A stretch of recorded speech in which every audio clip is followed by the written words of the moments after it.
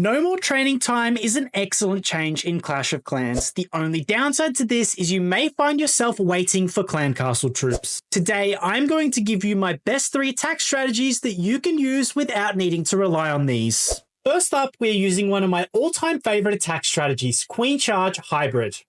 So we aren't bringing clan castle troops, but you can see we have selected the siege barracks. Now, because troops don't actually cost anything, you may as well bring your own siege machine. Even if it is a lower level, it is going to help. If you're not using anything in the CC, I do suggest one of the siege machines that does deploy troops or do damage on its own, which is why I'm using the siege barracks, because you obviously get the wizards and the P.E.K.K.A. So we are starting with the Queen Charge, getting a couple of Cocoa Loons in here. Obviously, the main objective with Queen Charge Hybrid doesn't change. We're going for value and creating pathing for our hybrid.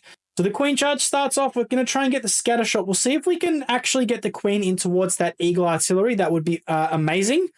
So we'll let our Queen do some work down the bottom side, like so. So you might also notice we do have the 2 less housing space as well, because again, we do not have any CC troops. So we are only using the 2 rage spells, which is a little bit risky, but overall, these attacks are going to be used predominantly in multiplayer. So if you don't 3-star all of them, they're not too critical. I still suggest trying to get clan castle troops if you're in clan war, of course, but you can still make it work even if you don't. So we'll get our siege barracks in over here with the king on the other side to form the other side of the funnel. Looks like the queen might walk here, actually. I don't think we have funneled all that effectively. No, the queen's not going to go to the eagle. That's fine. The pathing looks pretty nice for our hybrid. So we're going to send that in here with the minus hog riders, warden set to ground, and we're going to hold off on the royal champion to go after the eagle because we do have the rocket spear selected. We're going to let some of the damage happen on our troops here. Then we will pop the ability, poison spell on those balloons. Rocket spear in behind here to go after the eagle and hopefully the core scatter shot as well. So the king should step around the corner. We did lose a chunk of our troops to those defensive CC troops, I believe. So we'll heal there, freeze the town hall. Most of the hog riders are already gone, but we still have got the miners, king ability, queen ability, and most of the key defenses are already down. So we still have got the 1 invisibility spell, which I suspect we will use on the royal champion like so. Minus take down the multi-target inferno, and that's pretty much all of the defenses down. So you can see we didn't even need clan castle troops here. So we'll pop our king and our queen ability to help clear the rest of the buildings. It is going to be a little bit close on time because we did take a lot of time on that queen charge, but as you can see, no clan castle troops or that additional rage spell were required to 3-star this base. The next attack today is going to be Super Witch Fireball. So let's start with this Fireball. We'll get the Grand Warden set to ground. There we go. Cocoa Loon and the 4 healers. Now, I like to use 4 healers on Town Hall 13 Fireball attacks because there isn't really as much damage on a Town Hall 13 base, I feel, as there is the higher bases. So that's why we only use the 2. Pop the Fireball there. Get the Earthquake spells down to take down that. Okay, Queen and Siege Barracks over here. Super Witches with the Apprentice Warden and the King. Looking nice. We'll get the Cocoa Loon in there. Headhunter in to help take down the Warden. So our funnel does look okay for now. We'll get the Warbreaker in to open up that junction. Let these troops work. The Warbreaker failed, so we'll get the next one in there. It's a little bit unfortunate. So the Warbreaker should be successful. We'll freeze this single. Poison the defending CC. Now be a little bit mindful of the rage spells because we are using the 1 less because we aren't using the clan castle rage. So use that rage spell where you can get the best value possible. I probably could have delayed that rage slightly, but we'll make it work. Royal Champion in and over here instantly pop the ability to help funnel a little bit further. The troops are kind of walking on us. The Royal Champion should have come in a bit earlier for me. That's my bad, but it still should be okay at this point.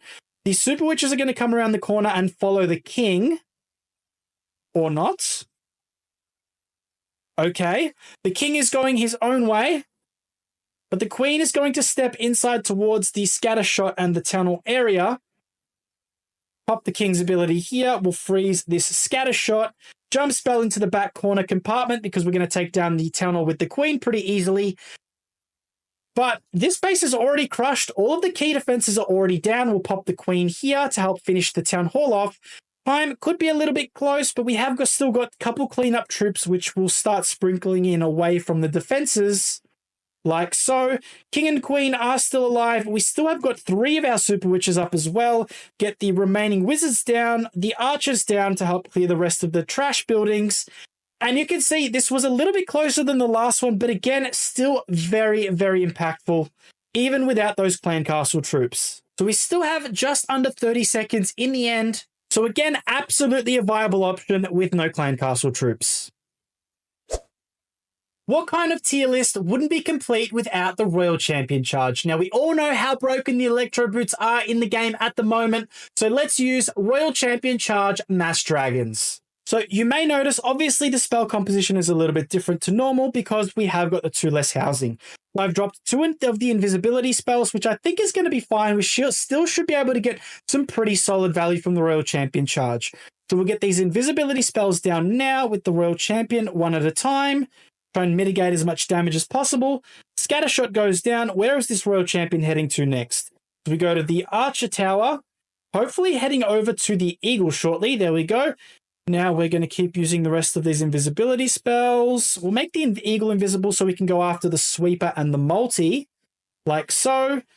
So we've got the 1 more invisibility spell. We are going to get the Eagle down. There we go. We've drawn out the defending CC as well.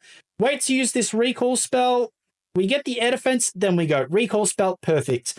So I am using the King instead of the Minion Prince. That's just personal preference. I find the King does do better funneling than the Minion Prince, which is why I'm using that today.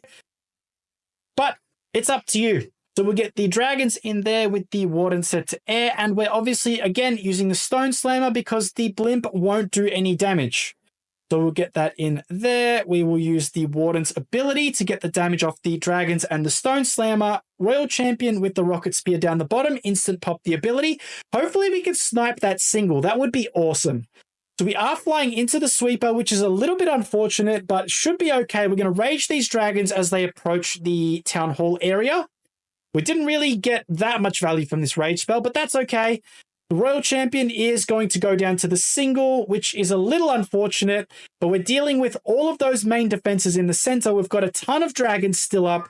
Royal Champion has gone down. Queen and King have also gone down.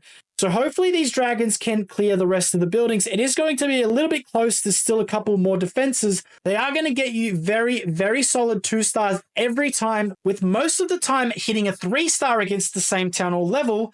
But you are still going to be able to get all of the loot on a base without clan castle troops. But as you can see, 3 very viable attack strategies that you can use through any town hall level. I hope you enjoyed today's video. Make sure to click the like and subscribe to the channel, and I will catch you all in the next video.